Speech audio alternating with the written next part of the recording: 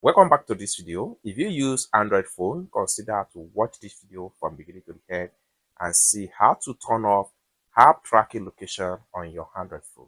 So let's see.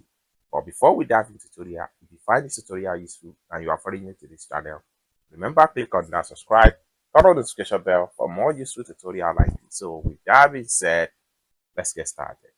The very first thing you want to do is to head over to your phone settings. I'm going to simply scroll down right here and locate my settings right here. I'm going to click on here, open up my setting. The next thing you need to do is to simply scroll down right here and make sure you go to location. It's going to take you right here. Now, here you will see the recent use apps that have access to your location. So recent access, about 2 minutes ago, this one about 37 minutes ago, this one is about 60 minutes ago. You can click on see all. This will give you the summary of all apps that have access to your location in the last few minutes. If you want to disallow them from having access to your location, what you need to do is to simply click on the app. Then after you click on the app, it takes you right here. Then you can simply come down right here and make sure use precise location. When precise location is off, apps can access your approximate location.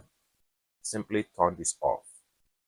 The next thing you can do here is to see all co-pilot permission.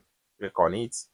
Then this app here still have access to location, notification, camera, microphone access.